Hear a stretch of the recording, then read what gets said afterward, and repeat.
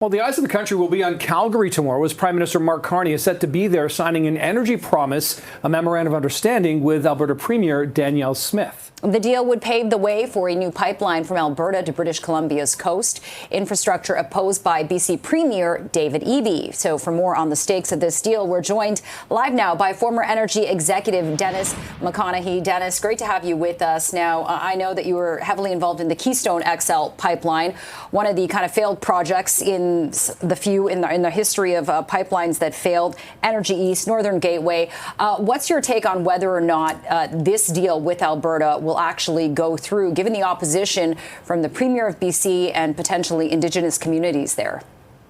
So I think the best way for people to kind of understand this is today Canada is the third or fourth biggest oil producer in the world. It has the potential over the next decade to add 1 million barrels to that. We already produce roughly about 5 million. So what's at stake here is changes to Canadian carbon policy, climate policy, specific emission caps and demands to decarbonize oil and the removal of a tanker ban. So that would really allow pipes to go and use the ports of Kitimat and Prince Rupert. So what is at stake for Alberta and really for the country is whether the adjustments that will be disclosed tomorrow would really enable the production over the next decade of this incremental 1 million barrels a day. And within that, then the question of what is the optimal pipeline solution next gets addressed. So there's a choice. We could actually build new pipelines to the West Coast. That would have some opposition from certain elements of BC, not just First Nations, but obviously some political opposition. Or there could be expansions of existing pipeline systems that would more integrate that million incremental barrels West markets. Yeah, that's so what I was really. Yes, go ahead. Sorry, Dennis, I was trying to pick up on that. I thought you were wrapping that. I was under the impression that there are still existing, capacity in other existing pipelines to move oil, that perhaps this one isn't necessarily necessary. How do you respond to that? Because you hear that from some sides of this argument here, that perhaps this pipeline, this potential pipeline, isn't really necessary to move so much oil because you could still pump more through other pipelines.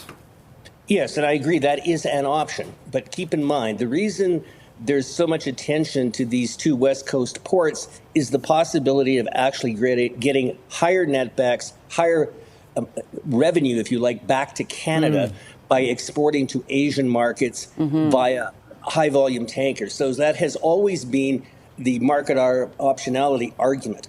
So my own view is that it may well be that incremental expansions to existing systems continentally is a better answer. That will play out over time. The key point is, will there be enough adjustments by the Carney government on basically the climate issues, emission caps, decarbonization demands, et cetera, to really enable that incremental production to occur, and then with that, an optimal pipeline solution will happen.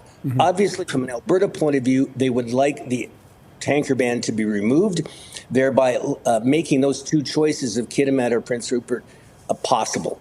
So that's a great deal is at stake, not just for Alberta, but the country, because there's an enormous amount of value potentially available in that expansion up to potentially 1 million barrels a day over the next decade. Yeah, that's a lot of oil, a lot of money. Going back to the climate policies, though, Dennis, could this deal potentially be kind of a watershed moment for decarbonization, especially in a province like Alberta, where the cost per oil per I think ton has kind of fallen in terms of the credit? So think of it this way. Over the last decade, Alberta oil sands producers have got their cost structures down where they can be viable and can make suitable returns at today's oil prices, which are roughly around $60 a barrel. If you impose decarbonization on that production, that is likely to make incremental production uncompetitive. So it's very much a choice by the Carney government.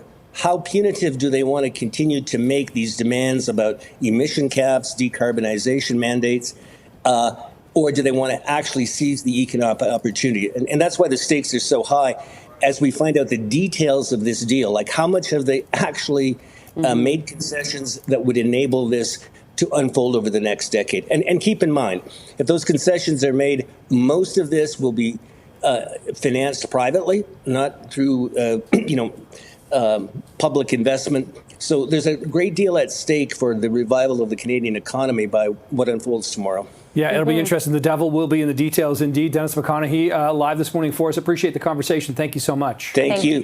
Thank you.